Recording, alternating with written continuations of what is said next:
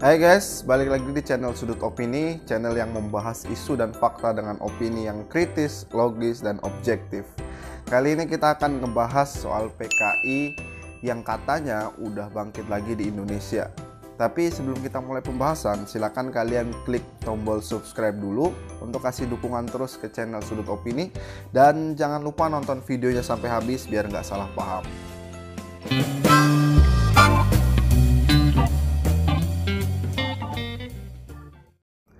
Desas-desus tentang PKI yang katanya udah bangkit lagi di Indonesia kini mulai terdengar kembali.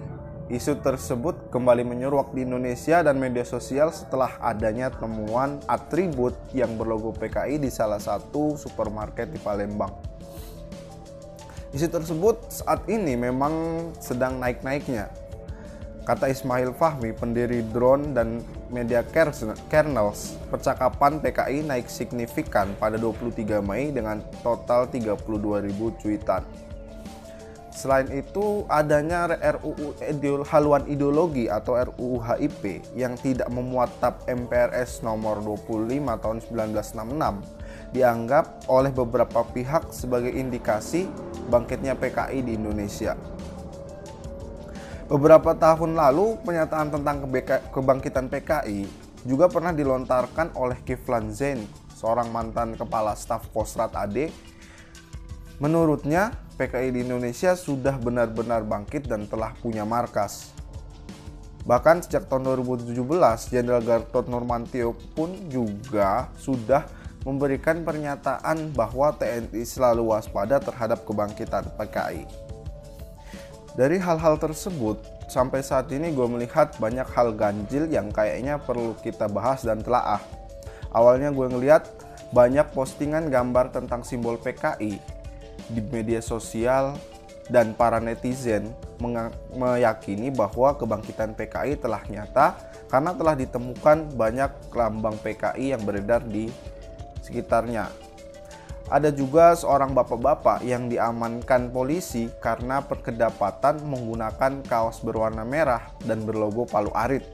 Ada juga bocah pengamen dan lain-lain. Semuanya seperti mendukung dan memberi keterangan bahwa PKI telah bangkit.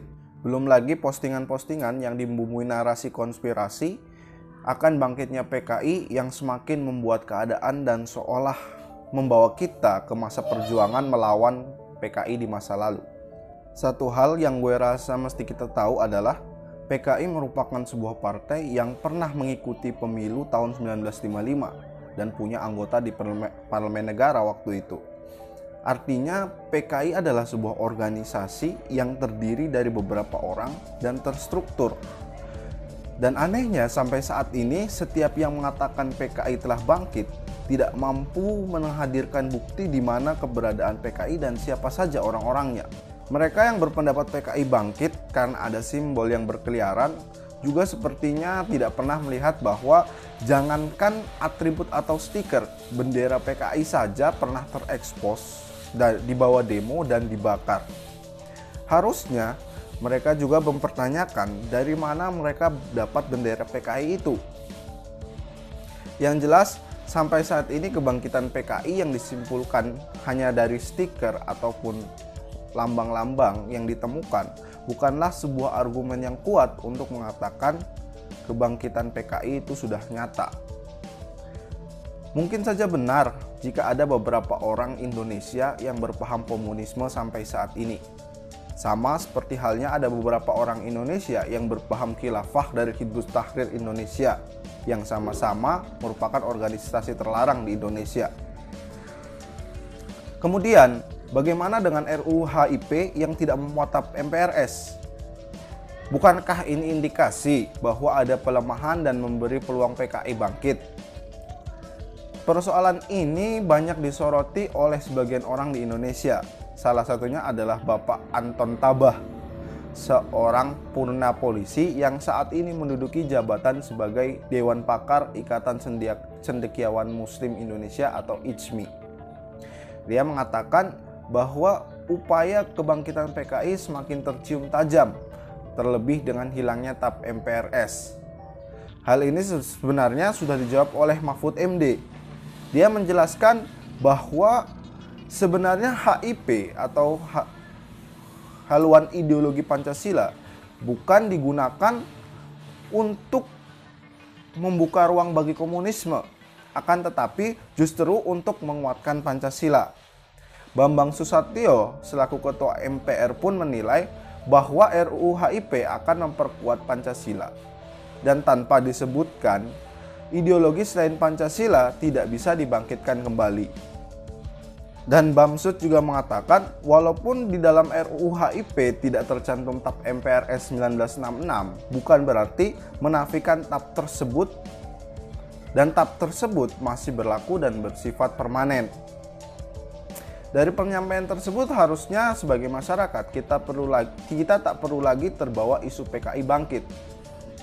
Peneliti utama Lembaga Ilmu Pengetahuan Indonesia atau LIPI dan pakar sejarah Indonesia Bapak Asfi Arman Adam mengatakan bahwa isu kebangkitan PKI hanyalah omong kosong, dan menurut dia tidak mungkin sebuah partai yang ideologinya terlarang masih ingin berdiri di Indonesia. Kita harus sadar bahwa isu PKI hanyalah sekedar isu yang sampai saat ini belum terbukti kebenarannya.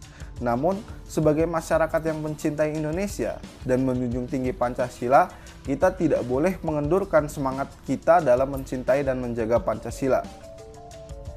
Karena Pancasila adalah ideologi kita dan ideologi yang mempersatukan semua rakyat Indonesia. Dan akhirnya sampai di sini dulu perjumpaan kita. Jangan lupa saksikan terus video yang lain di channel Sudut Opini dan nantikan video terbarunya. Jangan lupa subscribe dan like untuk kasih dukungan terus ke channel Sudut Opini. Gue Fahmi undur diri, sampai jumpa di video selanjutnya.